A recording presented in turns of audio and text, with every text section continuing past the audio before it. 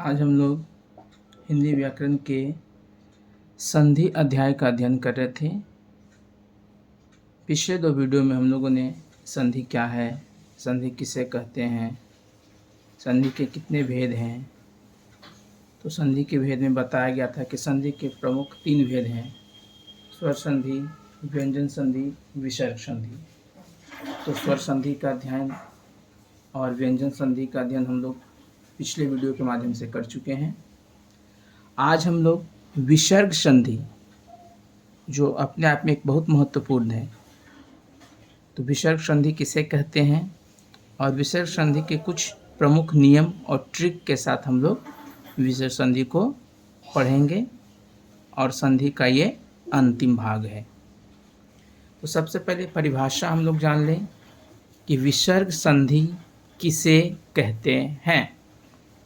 तो विसर्ग के बाद किसी स्वर अथवा व्यंजन के आने पर विसर्ग में जो परिवर्तन होता है वह विसर्ग संधि कहलाता है। ध्यान देंगे, विसर्ग के बाद यानी जहाँ कहीं विसर्ग लगा हो तो किसी प्रकार का स्वर अथवा व्यंजन, आप स्वर जानते ही हैं किसे कहते हैं और व्यंजन किसे कहते हैं। तो स्वर अथवा व्यंजन के आने से विसर्ग में यानी जैसे ही स्वर आया और व्यंजन आया, तत्पश्चात विसर्ग में जो परिवर्तन हो जाता है वह क्या कहलाता है? विसर्ग संधि कहलाता है। जैसे नि जोड़ रव, नि जो धन रव बराबर नीरव। यहाँ देख रहे होंगे नि धन रव बराबर नीरव। तो आइए विसर्ग संधि के हम लोग पहले नियम की ओर बढ़ते हैं। विसर्ग का आधा तलव्य श, षटकोण का आधा श और दंती श आधा में परिवर्तन। अगर जहाँ भी आधा तलव्य श हो, षटकोण का आधा श हो या दंती श आधा हो तो किसमें परिवर्तन हो जाता है। तो जैसे अगर च और छ रहा, च और छ रहा तो वह परिवर्तन हो जाएगा आधा श में। ट और ठ रहा तो षटकोण वाला श में। त और थ रहा तो दंती स वाला आधा श में परिवर्तन हो जाता है। और एक वक्त ध्यान देना है, हर एक वर्ग का पहला और दूसरा वर्ण अक्षर हो, यानी हर एक वर्ग, आप वर्ग जानते हैं, पहला वर्ग, दूसरा वर्ग, तीसरा वर्ग, चौथा वर्ग, पांचवा वर्ग। जैसे क ख ग घ अंग, इसको बोलते हैं क वर्ग या पहला वर्ग। च छ ज झ इया दूसरा वर्ग। ठ ठ ड ढ न तीसरा वर्ग। त थ द ध न यानी इसको चौथा वर्ग। प फ ब भ म पंचम वर्ग। तो बोला गया है हर एक वर्ग का यानी किसी भी वर्ग का पहला और दूसरा यानी क और ख, च और छ, ट और ठ, त और थ, प और फ। तो अभी हम लोग क ख को छोड़ देंगे, प फ को छोड़ देंगे, केवल 3। जैसे च और छ अगर रहे तो किसमें परिवर्तन हो जाएगा? श में। ट और ठ रहे तो षटकोण वाला श में। त और थ रहे तो दंती स वाला श में। और पहला और दूसरा वर्ण को हम लोग क्या बोलते हैं? अघोष व्यंजन वर्ण भी कहा जाता है। और तीसरा, चौथा, पांचवा को हम लोग सघोष व्यंजन वर्ण भी कहते हैं। जैसे यहाँ दिया हुआ क 1, ख 2, ग 3, घ 4, अंग 5। तो पहला और दूसरा यानी किसी भी वर्ग का पहला और दूसरा आ जाए तो वो क्या कहलाएगा? अघोष व्यंजन वर्ण। और तीसरा, चौथा, पंचमा आ जाए तो वो क्या कहेगा? संघोष व्यंजन वर्ण या घोष व्यंजन वर्ण। तो इसका उदाहरण हम लोग जान लें। विसर्ग के बाद च छ से संबंधित कोई वर्ण आ जाए यानी अक्षर आ जाए तो वह किस में हो जाएगा? श में। यानी च छ रहेगा तो श में, ट ठ रहेगा तो षटकोण वाला श में, त थ रहेगा तो दंती स वाला श में। तो जैसे यहाँ उदाहरण के लिए निश्चय, तो इसको हम विकसित करेंगे नि धन चय। निश्चल, निधन चल, निश्चल, निधन छल, निस्तेज, त आया है तो इसमें परिवर्तन का नि जोड़ तेज, दुस्तर, दुह जोड़ तर, निष्ठुर, निह जोड़ ठूर, नमस्ते, नमः जोड़ ते। उसी तरह अनुसरण, अनुस्वार, विस्मरण, ये क्या है? ये अपवाद है, व्यंजन संधि का ये अपवाद में आते हैं। दूसरे नियम की ओर बढ़ेंगे। विसर्ग में कोई परिवर्तन न हो, यानी इसमें विसर्ग में कोई परिवर्तन नहीं होगा। दुशासन, दु जोड़ शासन, दुस्साहस, दुधन साहस, निसंकोच, निधन संकोच, निसंतान, निधन संतान। तीसरा नियम, विसर्ग के बाद क और ख अथवा प और फ, वहाँ हम लोग छोड़े थे क और ख को, प और फ को, पहला वर्ग और पंचम वर्ग को हम लोग छोड़े थे, दूसरा तीसरा चौथा वर्ण को हम लोग पढ़े थे।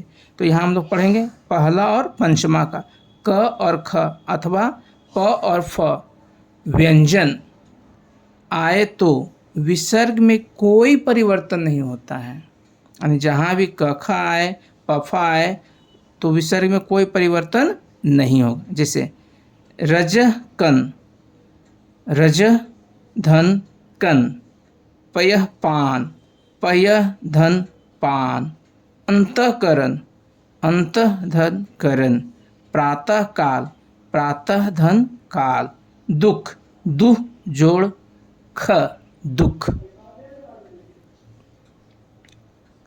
चौथा नियम, यदि विसर्ग के पहले छोटी ई, छोटी ऊ स्वर हो तो विसर्ग का षटकोण वाला श में परिवर्तन हो जाता है, यानी विसर्ग के पहले क्या रहे? छोटी ई या ऊ की मात्रा रहे तो विसर्ग में परिवर्तन वह षटकोण वाला श में परिवर्तन हो जाता है। जैसे निष्कपट, निह जोड़ कपट, दुष्कार, दुह जोड़ कर, चतुष्पाद, चतुः जोड़ पाद, निष्कलंक, नि धन कलंक, निष्पाप, नि धन पाप, निष्फल, नि धन फल, दुष्कर्म, दुह धन कर्म।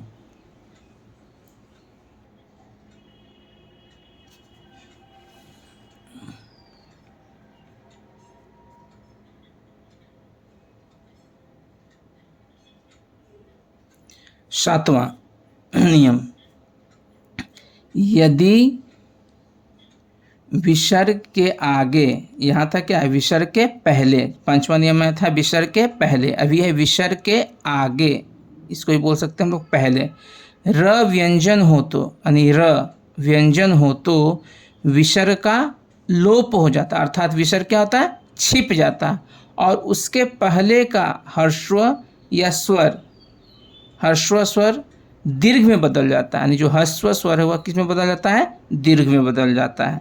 जैसे निरोग जैसे है, निरोग तो उसका क्या हो जाएगा? नि जोड़ रोग, नीरस, नि धन रस, नीरस, नीरज, नि धन रज, नीरज, नीरव, नि धन रव, नीरव। और याद रखना है विसर्ग गायब होकर पहले वाले का मात्रा क्या करता है? बदल जाता, बदल दिया है।